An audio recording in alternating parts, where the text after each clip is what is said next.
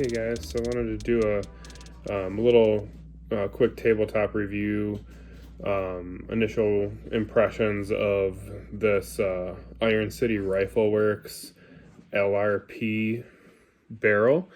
This is a 223. It's chambered in 223 Wild, so it's geared at competition shooting, but still able to shoot both 223 and 556 ammo, just a little bit more accurate of a barrel than the 556 NATO chambering, which also can shoot both 223 and 556. It's I believe 1-to-8 twist. It's fluted, I think you can see there.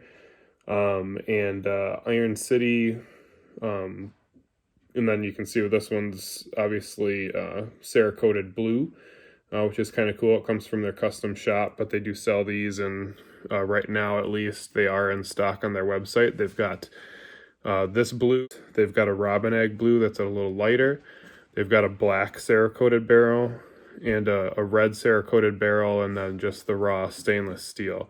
So this is a stainless steel barrel. It's 16 inches long, which is kind of your typical. This is a barrel aimed at 3-gun shooting and other rifle competition shooting, and it does have a rifle length gas system, so it is one of the few 16-inch barrels on the market that also has that longer rifle length gas system, and it's partially responsible for why they call this the LRP Precision, which stands for, or LRP Barrel, which stands for low recoil precision.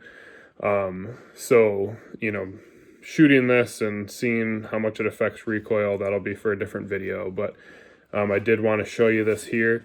There's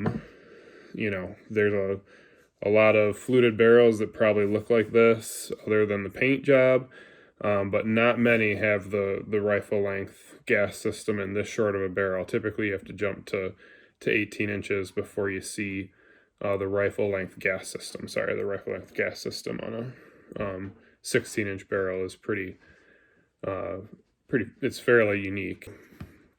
Most of what you'll probably want to see on this is going to be how it performs on the range.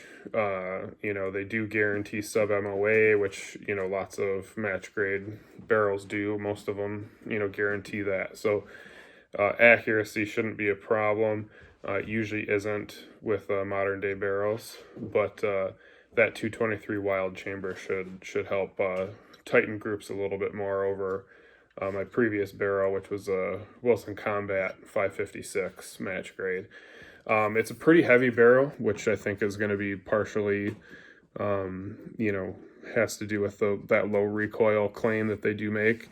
But other than that, from the looks of it, it just looks like a high quality barrel here from Iron City Rifle Works. But yeah, so there it is. That's the tabletop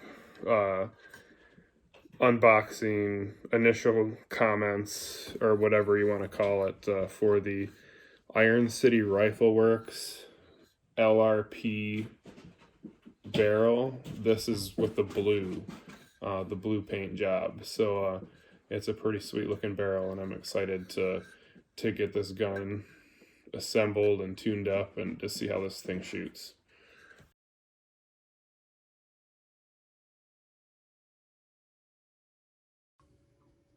Okay, so I'm going to do a quick install video for the Iron City Rifle Works LRP barrel, and then I'm going to be using their Berserker Light handguard as well. So to do this install, I've got my upper receiver. This is Anderson Manufacturing upper receiver. I've got my Iron City Rifle Works LRP barrel in blue. Pretty cool. I've got my vise set up here, as you can see. I've got the barrel nut for my handguard is here. I've got a big torque wrench, and I've got a breaker bar. These are both 1/2-inch drive. The torque wrench and the breaker bar are 1/2-inch drive. And then, excuse me.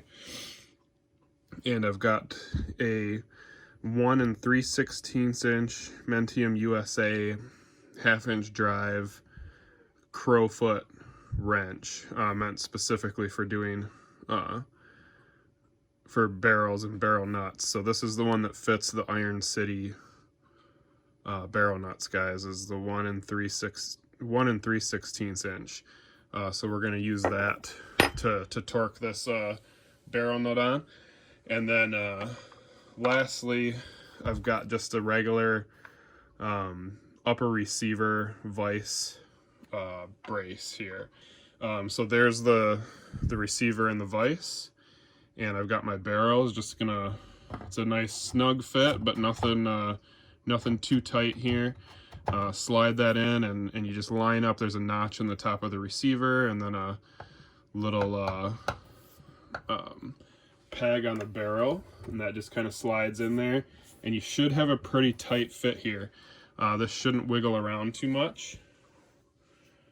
My dog is coming to check out what we're doing. If you have a lot of play in this, there's some videos on how to bed your barrel into the receiver to take out some of that slop. And it's supposed to be, pretty important if you've got a lot of play here. But these two made up really well, so I'm not worried about it on this one. One thing you do want, the other thing you do need, that I've already put on the barrel, or on the threads for the receiver, is you need some, I use Loctite anti-seize silver grade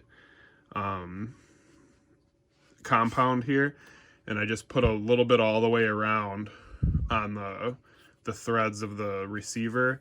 And so from there, we're going to put on our barrel nut, and I'm going to keep this pretty generic because I'm going to do a separate video in regards to the handguard. So I'm not going to talk too much about the specifics of this barrel nut and the handguard. More, just in general how you would put this on in case you were using a different barrel nut and handguard. And actually I have another brand here that that is a little bit different than this one, but the basic steps are the same. So I've got my barrel nut, and you just want to slide that on and hand tighten.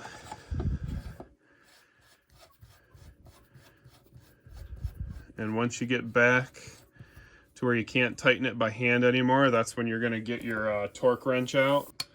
And you want to seat this in a couple of times before you torque it down to your full strength.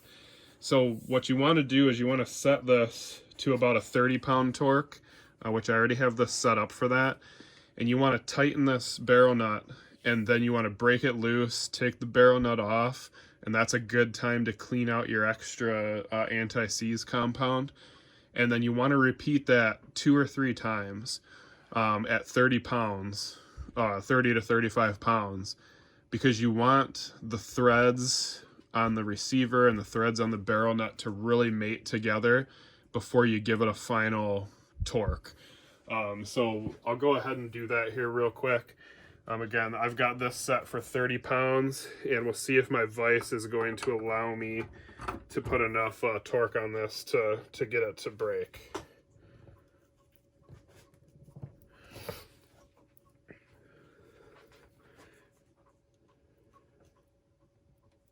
There it goes. So I got my 30 pounds of torque there. And I've already done this once off camera before I started the video, so this is going to be my last time. But you want to go through that process 2 or 3 times with this prior to setting your final torque level. So now I'm hooking my wrench up to my breaker bar, and I'm going to break this loose. And breaking it loose is the hard part with this vise. But there we go. I'm just kind of leaned into it there. And so now you're ready to torque this on to the final torque settings. And if you have, most barrel nuts are going to need to be timed properly with the gas key. I believe the official ratings are like 45 pounds, 35 or 45 pounds to like a maximum of 90 pounds. And the way you judge where you're at in the spectrum is how much torque you need to put it to twist it so that your gas key lines up with your barrel nut. And so I've got a different handguard here, and you can see the barrel nut is in there, and you can see the notches in the barrel nut here. And basically the way this one works is you torque it down until one of these notches lines up perfectly with the gas key, and then you're timed right for the handguard to slip over the top and everything be in line. So that's how a normal free float handguard would work. This one, however, does not need to be timed. So this one, the Iron City Rifle Works barrel nut with handguard, doesn't need to be timed. They recommend 50 pounds of torque, right? 40 to 50 pounds of torque. So I'm going to set my torque wrench for 50 pounds, and I'm going to give this a final torque. And that's the nice thing about this barrel nut, is it does not need to be timed. So as soon as I hit my torque pressure, this barrel is on and it's not going anywhere. So I've got that set to 50 pounds. And then let's try and torque this, see what happens.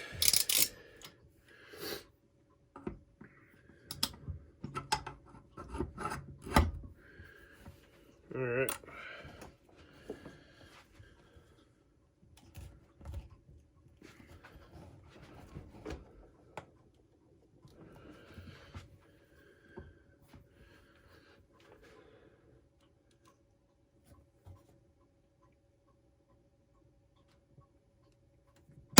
There we go. So we got 50 pounds there. I didn't have to go out and buy a different vise. That worked well. So there it is. That's how simple it is, guys, with to install this Iron City barrel with Iron City barrel nut and handguard. When you don't have to time them, that's really makes this job a lot easier. If we had to time it and we were out of time, I would have to adjust my torque settings, so go a little bit tighter and torque it until that broke, and then if that lined up the notches, then we'd be good to go. We'd have to keep adding torque pressure until we had the nut in line with the gas key. And so then the final step, before we do the handguard install, which will be a separate video, the final step here is to put the gas block on. And again, with this one not needing to be timed, this is pretty simple stuff. So I'm going to turn my camera a little bit so you can see the whole where the gas block goes and everything. And so the gas block and the gas tube have already been installed properly. I've got the pin in there. Everything should be lined up and ready to go. And so we just slide this over, and this one's a little tight. So once I get the gas tube into the gas key, I'm kind of as far as I can go here. So I'm going to just use some needle nose pliers to kind of spread this out a little bit, and just kind of put them in there and turn them, and then it slides right over. And that gets in place. And then the only thing I have to worry about here is that, and I'm going to grab the camera so you can see this. The only thing I have to worry about is how this is timed. And the way I know it's good is when I don't have any pressure on the tube on the sides of the gas key. If it's kind of even in that hole, then we're all set. Okay, and I'm going to just tighten the screws a little bit so that this thing doesn't have too much play in it. Get them just slightly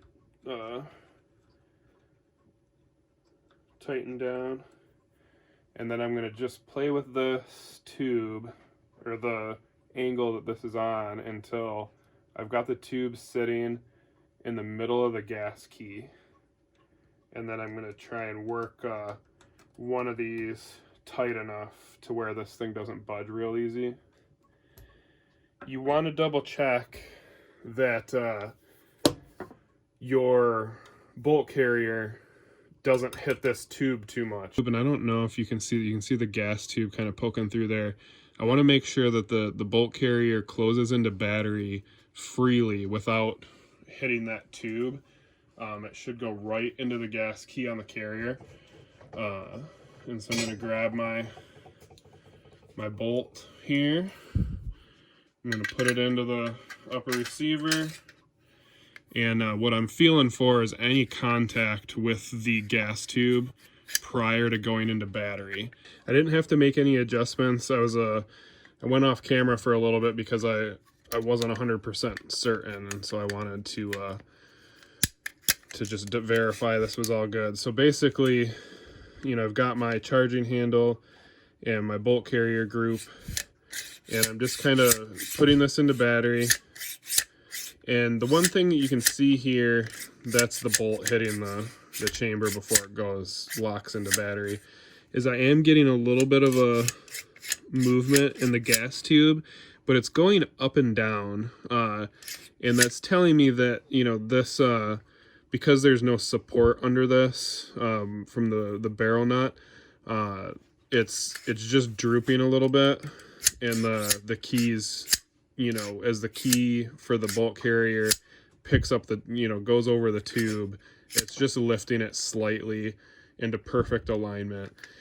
And so I don't think that's going to cause a problem. The big one would be side to side. You don't want any side to side movement.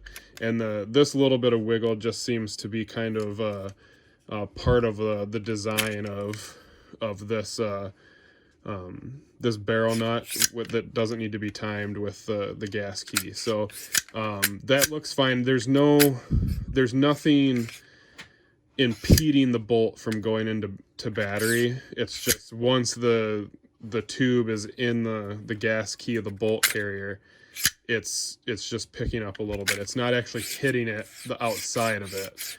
It's once it gets inside, it kind of just adjusts a little bit. So we don't have a problem here. And the big key is this thing slams right into battery. There's nothing impeding it. So we are properly aligned here. All right, so that's going to be the video for this Iron City Rifle Works LRP-Barrel 16-inch rifle length gas. It's a nice heavy barrel. It's fluted for extra strength and a little bit of, get a little bit of the weight out of it. Yeah, it fits really nice onto this receiver. It looks good. And so then the next video is going to be the install for the handguard.